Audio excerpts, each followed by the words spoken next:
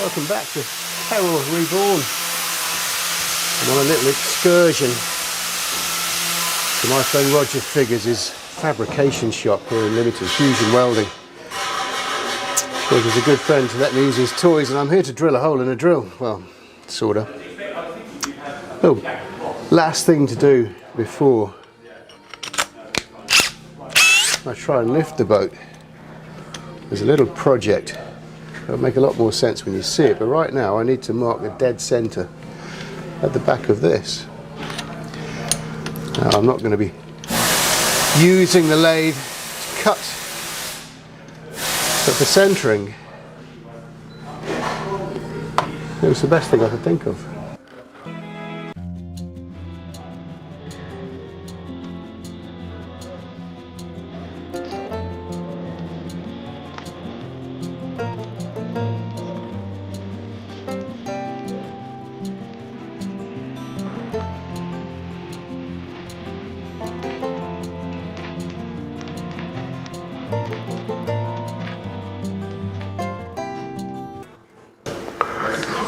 That should do it. So I'm all ready to go with the lift. All we need to do is wind these jacks up and see if this whole thing works. The frame is as strong as I can make it. The keel chock is here ready to pull across when the old keel timber's out. The structure's inside. My checklist is complete. One last thing that's essential before doing something like this, and that's checking the measurements. Hence me drilling a hole in the back of my drill. What I need to do is make references that will follow the boat through the move. For example, when these beams go up and come down, my theory is that they come back down to the stops of the jacks that they rest on. But have they? How do I know? So this is why I've been drilling a hole in the back of a drill.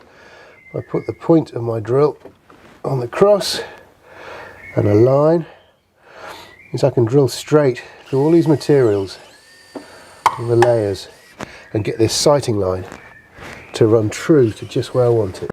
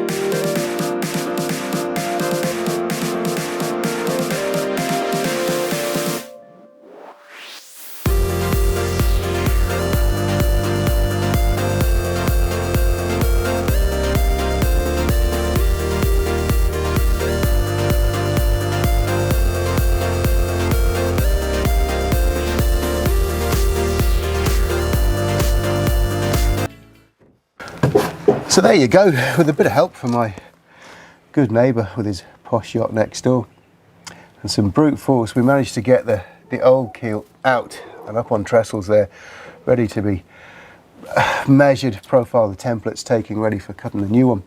And Keryl is sitting nearly comfortably on her temporary home on this packing piece that I made to set her straight. The problems are things like just this floor here on this frame set. Now it's wrought iron, would have been made by a blacksmith in Pin Mill or somewhere near.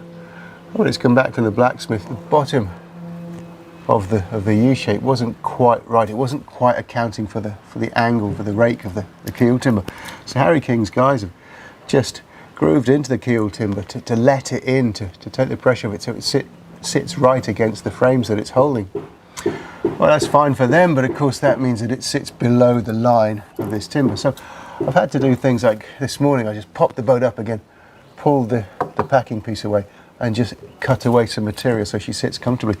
And it made me smile thinking, all this time with lasers and measurements and tight lines and sight lines. And actually Keryl told me she wasn't happy about this. As she came down, there was an almighty squeaking and creaking and groaning and complaining from this area in particular, because all 4 of these strap floors do the same thing. This is the worst one. Imagine you were being lowered down onto a sharp stone in your shoe. You'd go, ow, and every joint would step out of line. Well, that's what was happening. As I say, she told me that. My lasers and sight lines and plumb lines, tight bits of string, are showing me that she's gone up and come back down perfectly plumb and level. In a funny way, that feels like phase 1. After 2 years of, okay, lockdowns and business and affording it all, 2 years of going down the rabbit hole that this thing was going to work. And finally, it did. Anyway, I've got to get on with this fettling. There's a few more frame bottoms to trim and just to look at from this perspective, just nice and level with her. I'm going to leave you for now and say thank you for watching.